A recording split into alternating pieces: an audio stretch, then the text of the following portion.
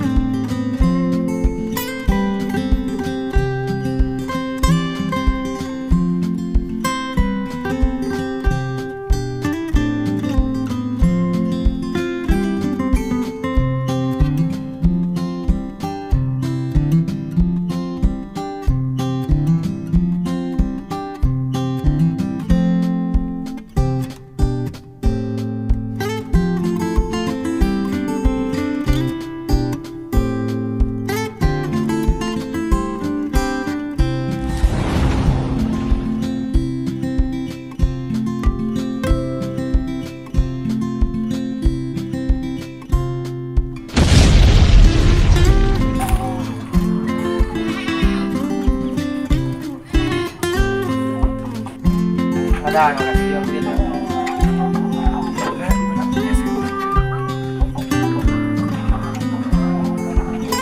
Dede.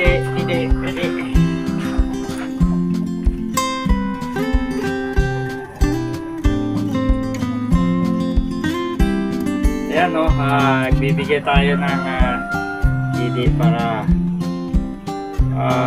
maging malusog sila at kaya nilang ano.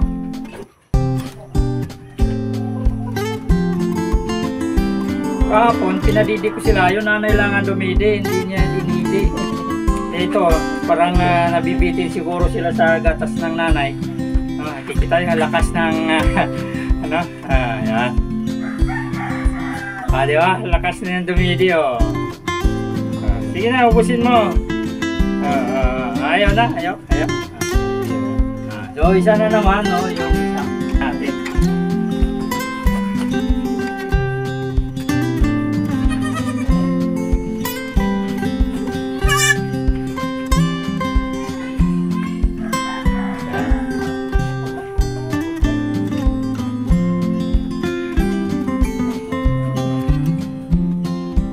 Oh, di ba? Lakas sila dumidi, no? So, binibigyan natin sila ng birch tree, no? Ano lang, no? Kasi, siyempre, sinusuportahan lang natin yung nagkukuha nila sa nanay nila, no? Para, sana, mabubuhay ito. Ayan, no? Ayan.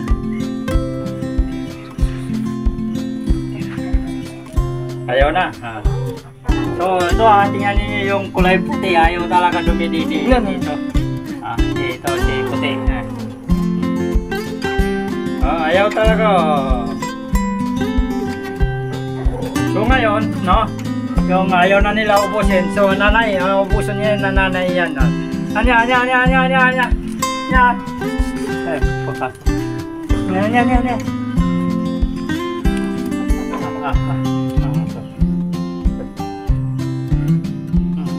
Kahapon naman siyang nagubos. Ubusin mo kasi sayang eh. Para maraming ano. So binibigyan na natin yung natira kasi kaysa naman mapapanis, napapadidi naman niya lahat. Hindi niya inaano itong tatlo. So salit-salitan rin. Bigyan natin siya ng gatas para lalong dumami yung gatas na nadididi ng mga anak niya. Ayan po, no? Ayan. So, siya na lang ang nag-uubos ng gatas ng mga anak niya. Para marami siyang gatas na mapoproduce para sa mga bibi niya. Ayan, ayan. Kikita po ninyo. So, ito yung papasaya sa atin dito sa farm, no? Makikita natin yung mga alaga natin malulusog, no? Ayan, no? Hindi sapat yung damo lang, kailangan meron din sila gatas na para masupplyan rin yung mga bibi niya, no? At yan, halos lakas niya. Gustong-gusto niyang ano, so ipaubos na lang natin 'to, no, dahil nakadidi na rin 'tong mga anak niya ng konti, ano. So siya na lang ang ano para masuplayan rin niya yung mga bibi niya. Para kakain man siya ng damo kahit papaano, meron siyang gatas na naiinom. Yan. Oh, kung paggigigilan, no. Ano yan, para na lang sa iyo yan, ubusin mo. Talagang gustong-gusto niya.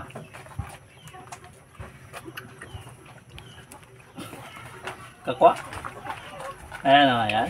O, konti na lang, no? Konti na lang.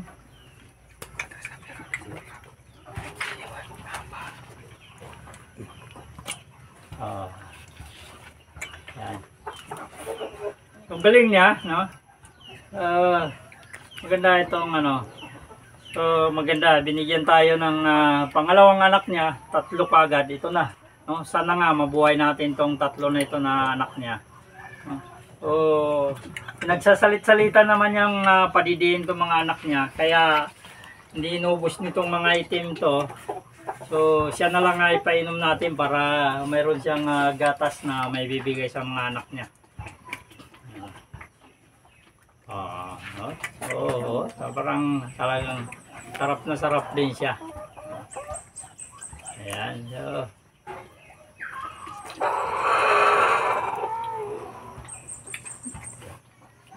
huwag mo lang ano yun. Ilahin. Huwag mo lang ilahin dahil mo, tama na, tama na. Okay, tama na, enough na. So, yan po, naubos na. Very good, no. Sige na, kumain ka. Padidiin mo na yung mga anak mo. So, maraming salamat po. Ayan yung ating baby goat. Good morning.